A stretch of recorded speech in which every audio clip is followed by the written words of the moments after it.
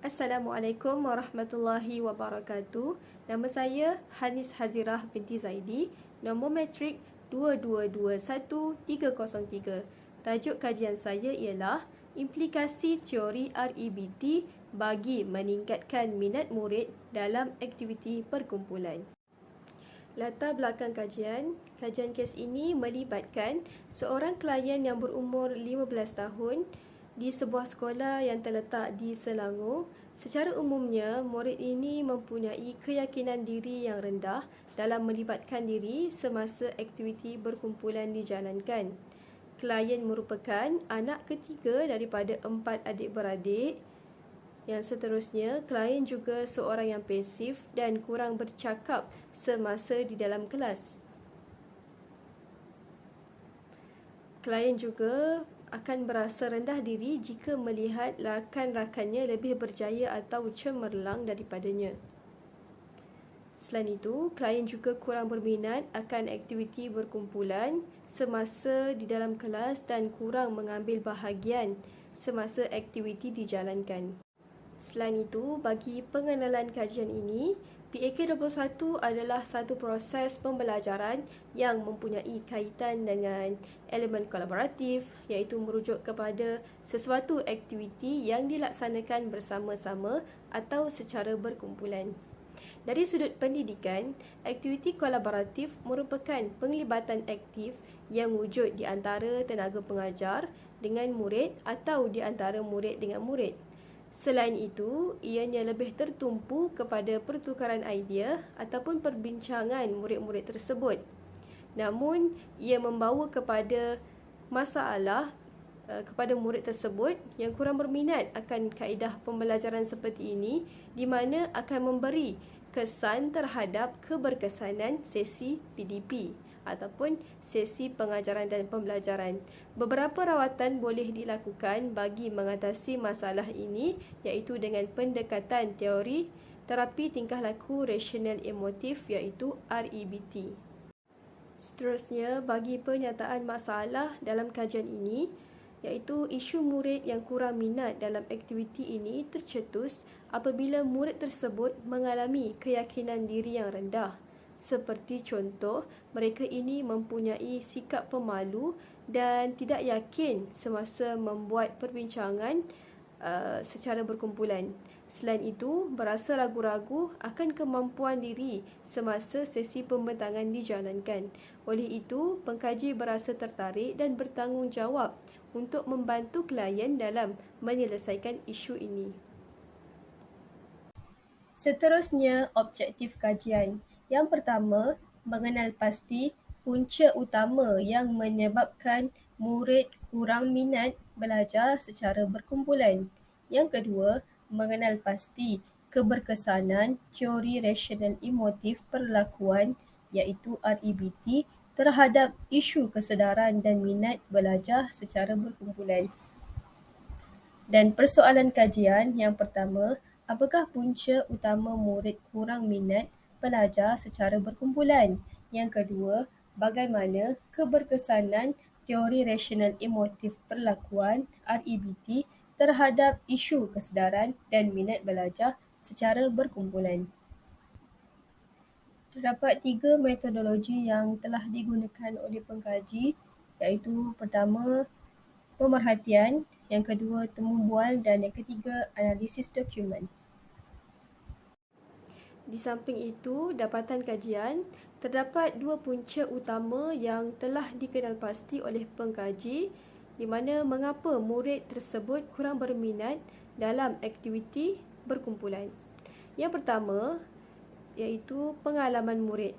Setelah diselidik, peserta bukan tidak suka akan aktiviti berkumpulan, akan tetapi beliau kurang gemar untuk berkawan dengan berlainan jantina apabila melakukan aktiviti berkumpulan, di mana beliau menyatakan pernah diejek akan rupa parasnya sehingga menyebabkan peserta menghadapi tekanan semasa di sekolah rendah,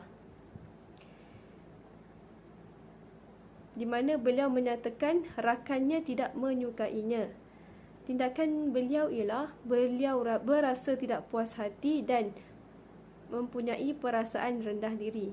Yang kedua, puncanya ialah pandangan peserta terhadap guru. Klien menyatakan ataupun peserta menyatakan guru asyik bertanya kepada murid yang menonjol sahaja. Peserta juga beranggapan suaranya yang perlahan menyebabkan guru tidak berminat mendengar jawapan atau pembentangan daripadanya.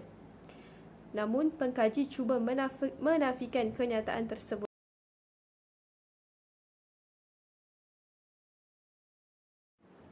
Selain itu, pengkaji juga menggunakan teknik imagery dengan meminta peserta membayangkan perkara buruk yang telah berlaku kepada dirinya dan mengubah pengalaman tersebut kepada perkara yang lebih baik.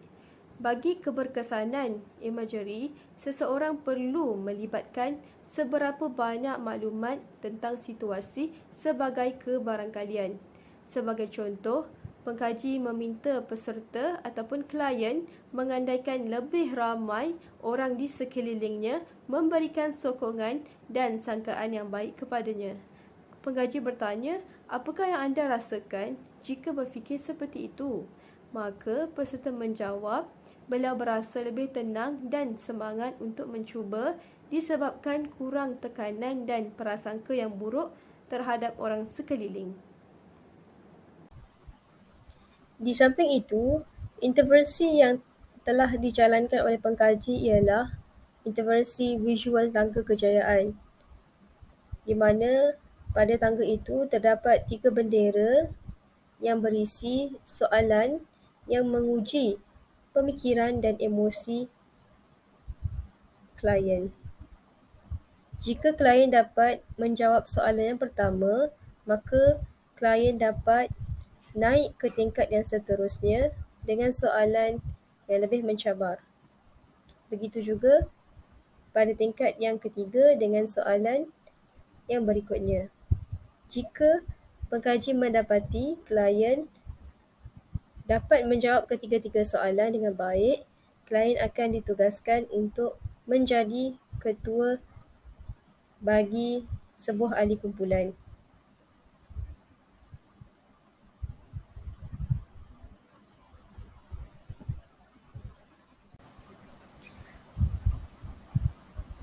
Klien akan diberikan ganjaran apabila pengkaji mendapati kedua-dua tugasan tersebut dapat diselesaikan dengan baik oleh klien.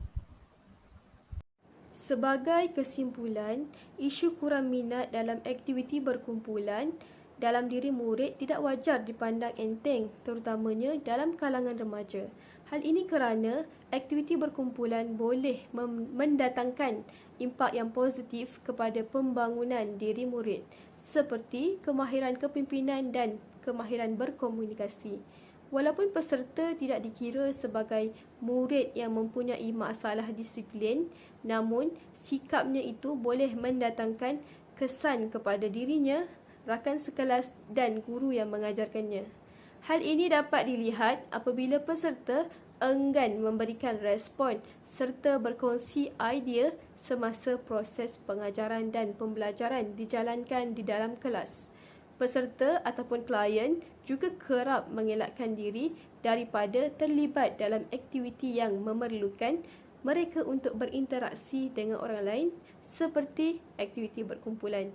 Oleh itu, ianya membuatkan guru sukar untuk menilai tahap kefahaman peserta ataupun klien tentang perkara yang diajar dan boleh mendorong kepada kemerosotan dari aspek akademik, kurikulum serta sosialnya. Pendekatan teori REBT ini banyak membantu mengubah pemikirannya ke arah lebih rasional. Daripada intervensi yang dijalankan, murid dapat bertingkah laku ke arah lebih baik dan positif berbanding sebelumnya.